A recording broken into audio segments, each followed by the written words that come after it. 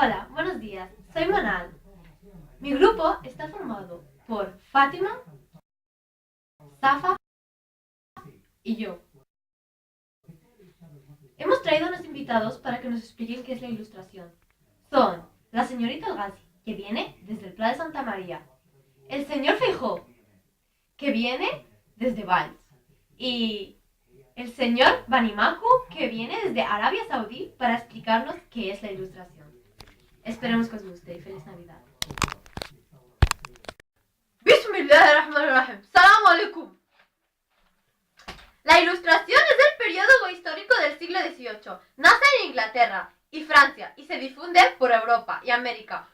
Su origen está en los nuevos descubrimientos y hallazgos filosóficos y en la voluntad de salir de los locurantismos medievales y de la visión mítica del mundo para pasar a utilizar la razón, es decir, la facultad humana de pensar, observar y analizar. De esta época, el auge de disciplinas científicas como la física, la química y la biología. Por esto es por lo que se ha conocido como el siglo de las luces. Los periodos posteriores son el Renacimiento y el Barroco, que actualizan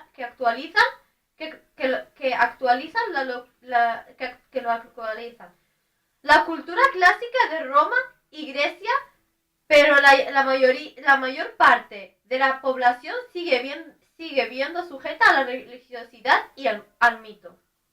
La ilustración querrá utilizar la superstición. Las obras de esta época tienen un alto contenido didáctico, es decir, están pensados para enseñar. De esta época es la creación de la primera enciclopedia en Francia, de la fundación de la RAE en España, de los importantes descubrimientos científicos de Newton en Inglaterra, de la difusión de la higiene. Aparte de encontrar aquí el origen de la revolución industrial. Aunque predomine la razón, se irá descubriendo que existe otra faceta fundamental de ser humano, la emoción y el sentimiento, que acabarán dando como fruto el siguiente periodo histórico, que estudiaremos el Renacimiento del siglo IX. En el terreno artístico estético, que es el que más nos interesa en esta época, que se conoce como neoclasismo, porque insiste en el gusto renacentista y barroco de seguir leyendo y conociendo las obras clásicas de Roma y Grecia. Los autores del neoclasismo los utilizan como modelo. Esto será así como la literatura, y para también como la escultura, la pintura Goya y la música, y la arquitectura. Es la época del Renacimiento y la que conocemos como la música clásica. Destacaremos uno de sus principales, Johann Sebastian Bach.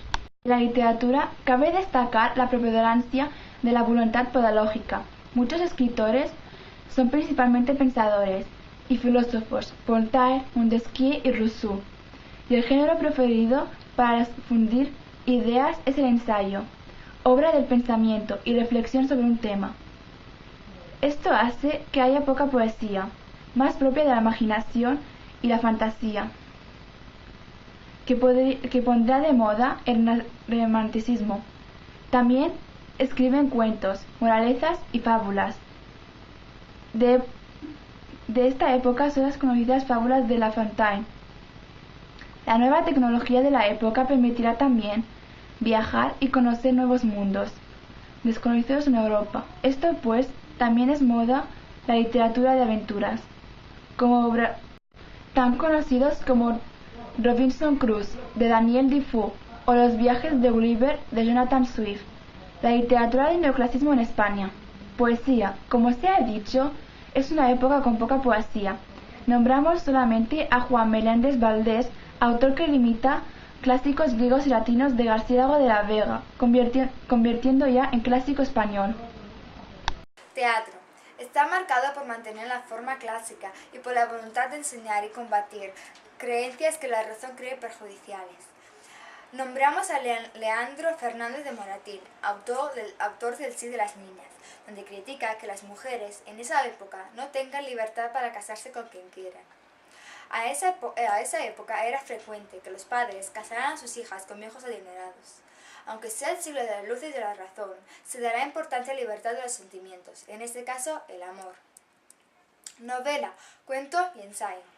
En realidad, es difícil hablar de novelas en España, de la España neoclásica. Destacaremos solamente las cartas marruecas de José Cadalso. Son unas cartas inventadas entre un maestro Bembli y su alumno Gazel. Los dos son marroquíes. Las cartas sirven para que Gazel explique experiencias que vive en su viaje por España a su maestro, que le irá dando consejos. Con esta estrategia, el autor logra criticar desde la razón muchos de los defectos que tiene el país desde la perspectiva de alguien que viene de fuera. Tiene también algo de gusto por las novelas de viajes. Ensayo. El autor más importante es Benito Feijóo, autor del teatro Crítica Universal. No es una obra de teatro, sino un escenario metafórico, donde van combatiendo desde la razón y las creencias, ideas que creen equivocadas, por supersticiosas mitológicas. Está formado por artículos y cada uno desarrolla un tema concreto. Fue muy leído y considerado en la época. La fábula. La fábula es una historia breve o cuento con finalidad moralejante. Acaba con una moraleja. Cumple con la función pedagógica, dando lecciones para vivir mejor. Dos autores, Iriarte y Samaniego, que imitarán fábulas ya conocidas de la literatura clásica griega y latina, Fedoro y Esopo, y también del francés La Fontaine.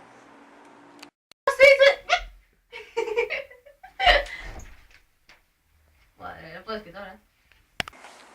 La fábula. La fábula. Es una historia breve o cuento con De los años 70. ¡Hola! ¡Hostia! ¡Quita eso, quita eso!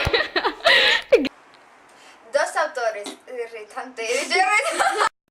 Un aprobado, sino el poder de Ra caerá sobre ti. Bueno, ¡feliz Navidad!